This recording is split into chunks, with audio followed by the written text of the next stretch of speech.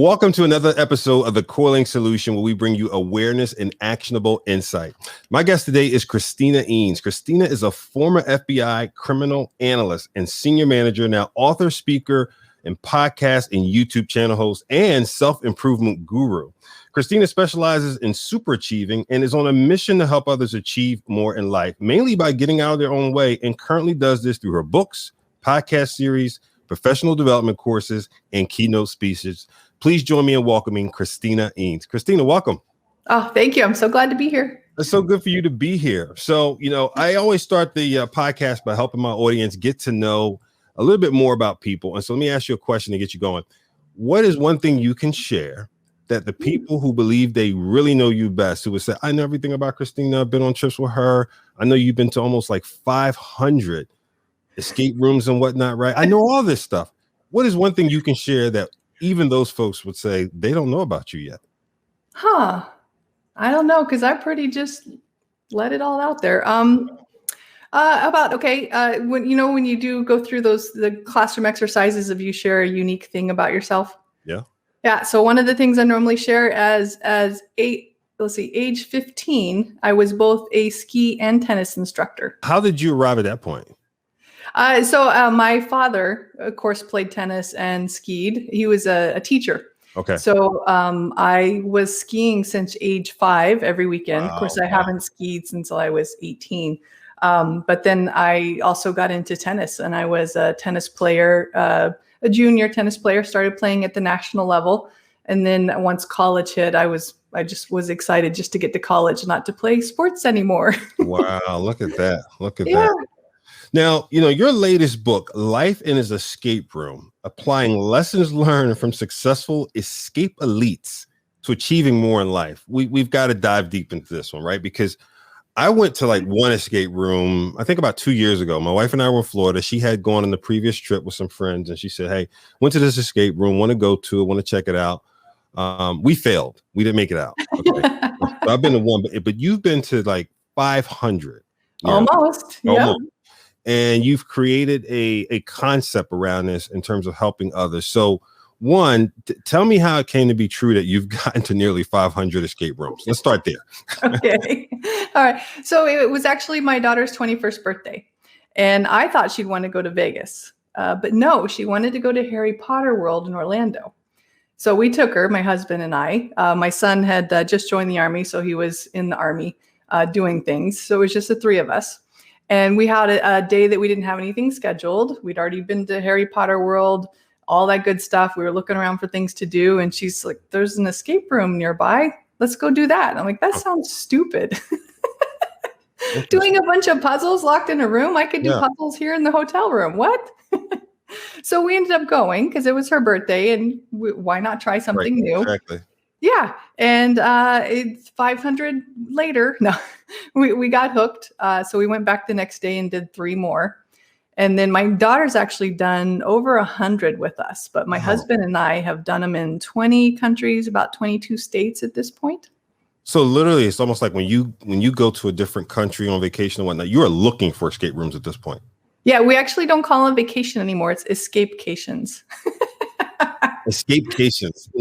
I love the title. Did you come up with this? Escape-elites? Is that your? Escape elites. Escape elites. So it's like escape room athletes. Escape room athletes. Yes. Yeah. Well, because it's like we thought about it, and much like life for escape rooms, you need to build up your endurance, because we used to only be able to do 1 or 2 a day. We've done 9 in a day. Right. You have to really plan out how you use your energy levels. You have to really make sure and optimize your brain. So it's almost like training for an athletic event, because both of us are athletes, from our former lives. Right. And so we thought, hey, the escape room athletes, escape elites. Wow. Now before we jump into this, I want to talk a little bit about your transition, because I'm always interested in career transitions. I personally I grew up in a piece of finance, then human resources, then I jumped over to the revenue side of the P&L and the credit card business, insurance business, and further in kind of legal / finance kind of industries, right? Yes. Talk about going from FBI violent crime. By the way, I'm in the FBI show. I'm on it, right? So I can watch it, right. But talk about jumping from that into the self-improvement arena. What drove that transition? So it seems disjointed, right? If you will, it seems wow. But so growing up, my father was a teacher and then a principal. So I already kind of had that at home, that training, that continuous growth kind of mindset, essentially. And then when I went into the field of law enforcement as an analyst, not an officer or an agent, but I fell in love with it because it was like solving puzzles, essentially, right? And on the side, I've always done something training growth related. So I actually taught college right out of college. I taught college in criminal justice and crime analysis right out of the gate. So I've done that forever. Once I got into the FBI and I had done violent crime analysis for, it was 7 years, I believe. I started looking around because there was no way to get promoted in the unit unless you moved up and out of it, right? And I thought, okay, well, one, I probably don't want to do violent crime for my whole career because I'm constantly looking for bodies along the side of the road. And I know I laugh, but I can't help it. So I did actually stop looking for bodies about 5 years ago. Yeah, but I thought, okay, I want to get promoted. I want to move up. I want to grow. I want to do other things. So at the time, they were forming the then, which is now the Leadership Development Program.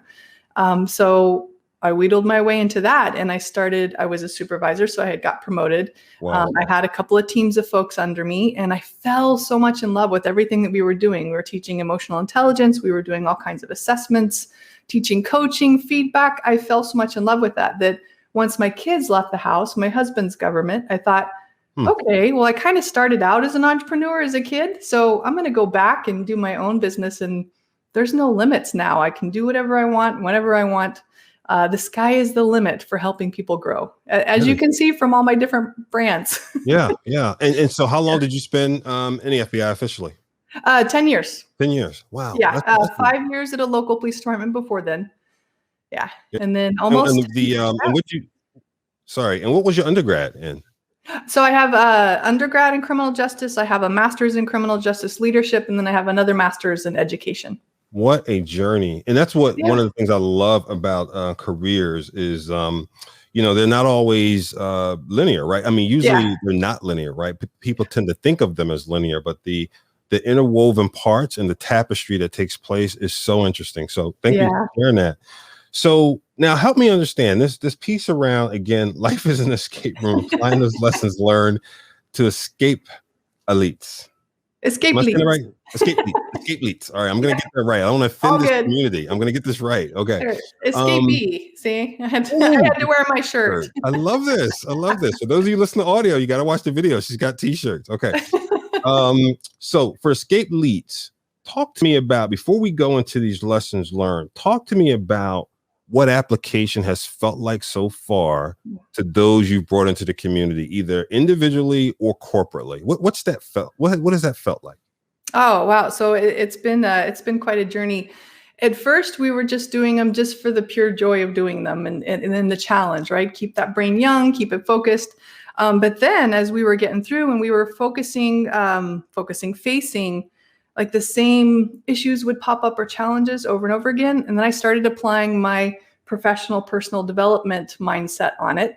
And I'm like, wait a minute, this is perfect opportunity. It's a safe space to work on things that we want to work on individually. I mean, traditionally escape rooms have been used in corporate team building, right? But this, I was realizing, is great for the individual. And of course, like all of my things that I do, I have to turn it into a book, a speech, a workshop. Right. You're right. But I noticed that, it was a journey, right? So I got interested in escape rooms, started realizing you could learn from them. So I started using them as stories in my speeches and workshops. Gotcha. Yeah. And then it evolved, and we started working on it and developing our own like personal development plans through escape rooms. And I realized, okay, let's turn this into a book, a speech. Yeah. Formalize it. Yeah. So that's kind of how it evolved. And when you say, using it for personal development, what would those who, when you think about always think about the from and to, right? Yes. What are some of the transformational stories like for folks who are applying these techniques? And you guide me here. If it's better to talk about the secret sauce first, that's cool. Or if you want to talk about it first, whichever way works for you. So many lessons. So for one, the one that you mentioned earlier about not getting out of the escape room. Yeah. So lesson right there is, how well do you deal with failure? Because it is a very important part of life, right? So how the going through all of the thoughts and processes that go through your head and the emotions that pop up when you don't meet that quote unquote challenge that was put forth, right? Really paying attention to the voice that comes up, depending on the individual's past, like you said, their scar tissue, right? Maybe it could have been, oh, I'm so stupid, or it could have been, oh, they're so stupid, it was a stupid game, or those things that pop up in your head. And they're just first turning that into a lesson, right? For how am I doing at failure? Am I blaming others, or am I beating myself up, or am I turning it into a learning experience? So that would be like one of so many lessons. One that really pops up for us quite a bit along those lines is when you look up at the clock, you've got 5 minutes left, and you look around and there's about 20 different puzzles you still have to solve. Right. Then much like in life, what do? I get all stressed and anxious, and which means you can't focus, right? So we go through this process. So one thing that we've been training ourselves, and it still pops up, but one thing that we've been training ourselves is, look, you've still got 5 minutes. Are you going to spend that time worrying, stressing, biting each other's heads off? Right. Or are you going to take a minute, calm down, relax, realize you're going to have that reaction in life, realize that you can't control that timer, but you can control the fun that you're going to have in that remaining 4.5 minutes now. Yeah. And so it's amazing how much longer that 4 minutes seems, and how often you can actually be successful if you just buckle down and keep going. And then of course we apply that to life, right? Let's say you leave 10 minutes late to get somewhere, and you are stressed and there's traffic and you're freaking out. Okay, well, I have to get there. So am I going to show up all frustrated and stressed and bite people's heads off? Or am I going to use this time to chill out and relax? Because I really just can't control that. Yeah. Yeah. That's good. So really just many, many parallels there. Picking up on the points you made around, for example, how you handle failure, right? And the piece around the potential panic. Few minutes left, and you think you have 20 things to do, right? But can you really focus on what's important? When you think about the application of these things for leaders, right? As an example, how have you coached leaders in terms of applying those things in practical moments? Yeah. So I will actually bring escape boxes into workshops when we talk about leadership. In particular, there's a personality assessment that I put people through, and then also emotional intelligence assessment. And when we combine all of those and we start talking about the learning, then I actually put it into, because it's great to be taught. Oh yeah, when I get in those tense situations, I handle them fine. I'm cool, calm, and collected. Really? Okay. Right. So let's put this escape box in front of you and have you guys work together as a team. And so we'll see how people react. Right. So some people will jump in and start ordering others around, right? Because they want to get that done and get it over with. And others will step back and take more of a guiding, coaching kind of. It's fascinating to watch, right? And then once they get done with the experience, whether they escape the box or not, it's fascinating to do a debrief on how things went. As far as, okay, so you jumped in and started ordering others around when you got down to a time crunch. Right. How do you think that plays out in the real world? Right. Do you have people who don't maybe want to be ordered around? Maybe they have an opinion and want to share it. Maybe they know a better way of doing it. Are you letting your people speak up? Right. And it's funny then to have those people look at the person and say, yep, this is how he or she shows up in real life. Yeah. Or that person that steps back and starts coaching others. You'll often find, okay, that's a real transformational leader, and that's how they show up in the workforce. Yes. So we'll have that conversation right at the end on how are you showing up to others, like in meetings or when you have a time crunch. And it's funny, it's a thing that we used to say in the FBI's leadership development program is, do you have a team that's ready and refreshed and energized to tackle that next mission? Or did you accomplish the mission, but then there's scorched earth and burned bodies in your path? Yes. Right. So it's very much similar with leadership and escape rooms, because your personality comes out, and the competitiveness, if you have it, and that kind of stuff just comes out just clear as day. And it's fascinating to watch.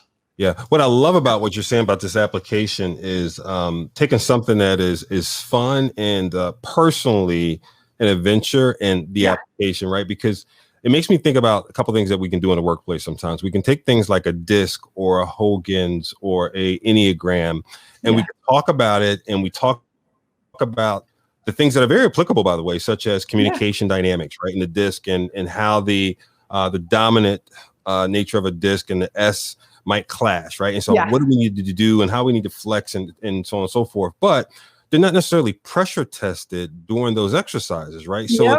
it's good to talk about, and maybe the facilitator has an example or two, and you go, Mhm. yeah, can you think of a time? But what you're doing is dropping in this experiment. Yes. When people get, I can imagine, right? You get in that moment with a good Mhm. experiment and you forget it's an experiment. Yes, you do. Right? You get going and it's like, Yep. this is real. And all these Uh-huh. things happen, right? And then you call time and they're like, okay, what just happened? What Oh, did I just do? Right? It did reminds I me of like, just say that out loud? did I just do that, right? Yeah. It's so funny because like during this time, like everyone else, we did some binge watching and we binge watched some of The Amazing Race. Uh-huh. And one of the things about The Amazing Race that was so interesting to us is there's almost like a formula of the different type of partners they bring on, right? And without exception, almost every season is a couple or two who are trying to like mend their relationship or figure out if they're going to get married and whatnot, right? Uh-huh. And the first leg is always, we're so excited to be on Amazing Race. They get in their car, they're excited, they're flying off to the first country. By Uh-huh. the second or third leg, when that pressure hits, somebody pops off, right? Oh yeah. and then the rest of the episodes, they're like, they're talking individually in the interviews. I don't know if I can do this if that person doesn't, right? And so Yep. you watch it, and then by the end, what's so beautiful is they're talking about what they really learned with each other, right? Yeah. And it seems like in most cases they're going to work through it, but Mhm. that pressure during that whole race forced them to really learn more deeply about each other in a Oh yeah. period of time, right? Yeah. Yeah. Yeah. Anytime it can involve emotions, right? Yeah. And along with thoughts and experiences, it's going to be more of a visceral learning experience for folks. They're Yeah. going to remember the next time they start in and standing up and ordering people around in that meeting. Oh, wait a minute. I did this in that escape box experience. Maybe I need to stop and ask questions and get people's opinions first. Yeah. Yeah. Totally get it. Totally get it. So what are the 3 key lessons that people can learn from escape rooms? I know there's a big 3 you focus on. Yeah, so there's a lot of them, but the main ones are first perception, right? It really puts in your face how your perception creates your reality. And escape rooms are specifically built knowing the different cognitive biases and they use them against you. So it helps you train yourself to get around some of those cognitive biases and realize and question the beliefs that you've created that create your reality. So that's one. The second one is emotional intelligence. So emotional intelligence is all about awareness of our emotions, right? And how they impact us, managing them, how we can best manage them, awareness of others' emotions, and how to best interact with them in order to have the most successful outcome. That is huge. There's a lot of emotions that come up in escape rooms. Sure. Yes. And I I've know. actually taught my husband a few of the tools, which is funny. He goes and teaches them to everyone at his work, which I love the ripple effect there, Yes. on how to manage our emotions so that we're not biting each other's heads off when it does get down to the wire. And then the third one is communication. Yes. Right. And that kind of combines the perception and the emotional intelligence because that affects how we communicate with others. And realizing that especially if someone's coming from a completely different perception, like my husband's opposite personality type than I am, we realize through our communications, for example, I need to give more details to him. He needs to give more big picture to me. And so we've learned in escape rooms the best way to communicate, which we've brought into our personal life. So not only do they help you at work, but they help you personally too. So perception, emotional intelligence, and communication. That's good. The PEC. Yeah. Call it. Yeah, I like that. I like acronyms. PEC, perception, most stuff. Now, you mentioned earlier the tests, like we talked about, right? The different personality type tests. Are there ones that you find yourself attaching your exercises to more often than not? Yes. I am a big fan of Discovery Insights. Have you heard of that one? I have not. Mm-mm. It's based on Jungian, Carl Jung's work, right? Just Okay. like MBTI and stuff with your extrovert, introvert, thinking, feeling, intuition, sensation. Got it. But it delivers it in such a way that it's memorable. It's based on colors. I know there's several systems that are, Mhm. but the reports that you get, I cannot, the amount of people that are like, have you been watching me? did you dive into my history? What they pull from putting words in order 25 times is amazing. And it's just a great way. It brings a common language. Yeah, for others. Yes. And so we actually play that out it's funny. I was in St. Louis. I was delivering insights to a leadership group of managers. Uh-huh. And we went and just for fun, went and did an escape room after the thing. And it was funny because they're like, "Ooh, you're being really red right now. Could you pull in some green?" So they were already using the language after using it for just a couple of hours ahead of time. Yeah. So is your model then with teams to do the personality piece first, then the exercise, and then debrief, incorporating the personality piece, showing them what they did in the escape room? Is that kind of your yeah, well, if I can get a group, which I love, we go through the different layers. So that first layer, well, we talk about beliefs and perception. So that's the core, right? Then the layer on top of that is personality. So we put them through an assessment and we discuss personality and how that affects how they interact with others. We have a little fun with escape rooms to bring it to an experience, to real life. Debrief that on how it relates to how they're showing up at work and home. Then if I can get a client to put another layer on that of emotional intelligence, because that's essentially, the next layer, there's another assessment that I use. It's the EQI 2.0 and an EQ 360, if I can get them to do that. And then we do the same thing. And then we talk about all of them combined. Okay, let's look at your personality with your emotional intelligence. How are you showing up in the world? How is that impacting others? Is it getting in your way? All that good stuff. Yeah, this is really good. What it brings to mind is that adage, right? Practice makes permanent, and it takes all those things we've learned through, like you said, MBTI and DISC and whatnot, and pressure test it, and it feels like something you want to do again more than once, right? Because in the moment it's tough doing crises, right? I've been through a few, and I think about some I've performed as well, well in, and a couple I go, ooh, I learned a lot in that one, right? And so this is really good. Talk about the emotional intelligence piece as we kind of start to wrap up a little bit.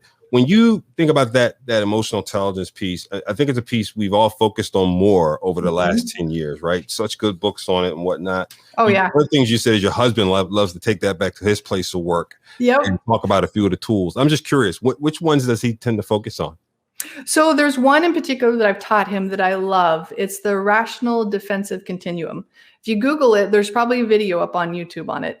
But it's a triangle. And it's when we're at the bottom of the triangle, we're cool, calm, and collected, and we're in that rational part of our brains. But think of a little continuum up at the middle of the triangle, and I'm doing for those that are listening audio-wise, I'm doing a triangle with my fingers. There's a continuum at the middle, and as we get emotionally charged in some form or fashion, we work our way up that triangle. And as the sides of the triangle narrow, so does our ability to respond and be aware of things that are happening in life. Right to the top of the triangle, we're in complete amygdala hijack, fight or flight mode. Yes. So I taught my husband the putting of the two fingers together, the thumbs and the pointer fingers, to create a triangle. And what we do is when we're in an escape room, we first of all remind each other our goal here is to have fun. It's not to escape, actually. But we do 97% of the time. But it's to enjoy the experience and learn and challenge ourselves and just have fun. So when one of us gets a little snippy, shall you say, the other one will flash a triangle. And that's a signal that, okay, my emotions are getting the best of me. I'm going to take a moment and chill out, because that's the way I can bring myself down towards the bottom of that triangle. Yes. And that's another way for us to communicate, okay, I'm getting a little upset or nervous or scared, because there's times where we've been locked in coffins, we've been in complete darkness. So of course we had to verbally communicate that, we're getting a little charged here. I need a moment to breathe through things. But it's just a great way to communicate, one, that you're noticing someone else's feelings are kind of getting in the way and maybe they need a break, or to let them know that, okay, my feelings are kind of getting in the way here, then I need a break. Just don't talk to me, go do what you got to do, and I'll be back in the game in a minute. Yeah. Yeah. And that's the rational defense.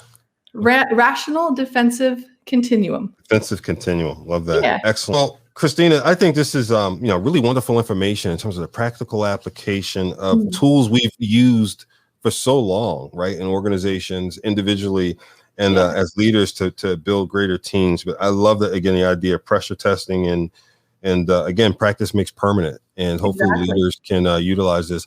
If folks want to reach out to you to leverage and be bold and become an escape lead. Yes. Is that right? Excellent. Okay. How should they best reach out to you? My main site is ChristinaEanes.com.